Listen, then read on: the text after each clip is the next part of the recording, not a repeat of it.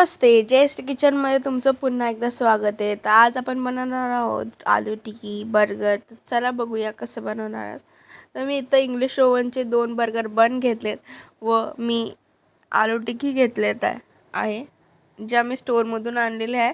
तुम्हाला स्टोअरमध्ये मकीन्सच्या आलू टिक्की कुठे पण भेटू शकतात. त्यानंतर मी टमॅटो केचप घेतलेत, मेयोनीज घेतले व्हेज आणि चीज स्लाइसही घेतलेले आहे. तुम्हाला कांद्याची स्लाइस व टमॅटोची स्लाइस टाकायची असेल तर तुम्ही टाकू शकता, पण मी ती स्किप करणार आहे. आणि मी लेटस घेतलेला आहे. हे बघा आलू टिक्की आपली कशी आहे. आपण याला एका साईडला तेल गरम करायला ठेवूया व आलू टिक्कीला आपण त्याच्यामध्ये मस्त डीप फ्राय करून घेऊया. बर्गर ही साधी व सोपी रेसिपी आहे जी आपण घरी बनवू शकतो. हे बघा आता मी ऑइल ठेवले तापायला एका साईडला.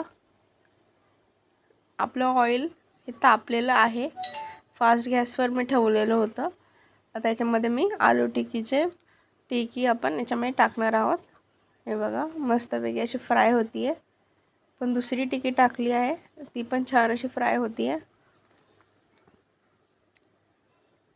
जर का तुम्हाला आलू टिक्की आवडत असेल तर व्हिडिओला लाईक करा, सबस्क्राईब करा चॅनलला आणि कमेंटमध्ये आम्हाला सांगा की तुम्ही रेसिपी ट्राय केली की नाही. छान अशी आलू टिक्की आपण फ्राय करून घेऊया.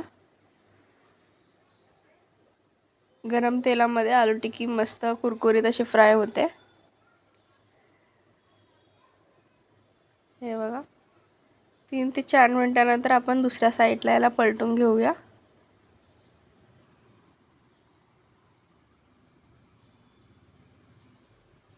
बघा खालची साईड आपली अशी गोल्डन रेड अशी ब्राऊन झालेली आहे. दुसऱ्या साईडलाही आपण 2 ते 3 मिनिटं छान असं फ्राय करून घेऊया.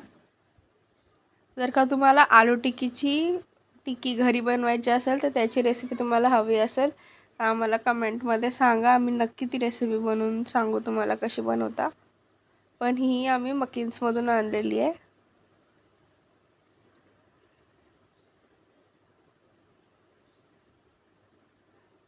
आपली आलू टिक्की रेडी झालेली आहे. फक्त थोडीशी याला क्रिस्प यायची बाकी आहे.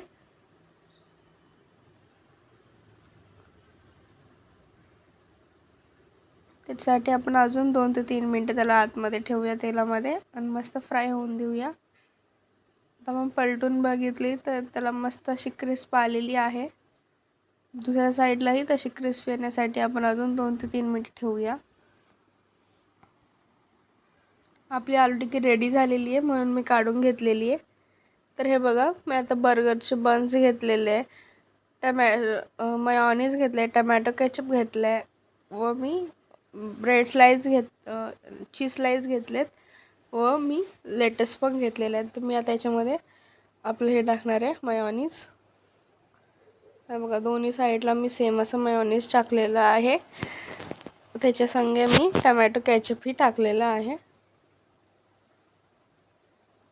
त्याचं आपण मिक्स करून एक असं सॉस बनवूया आणि तो आपण दोन्ही साईडला बर्गरला लावूया.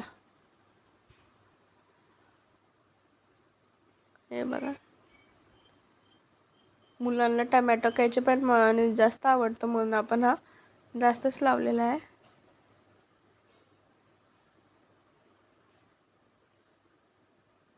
हे आपण बघू शकता आपण लावलेला आहे.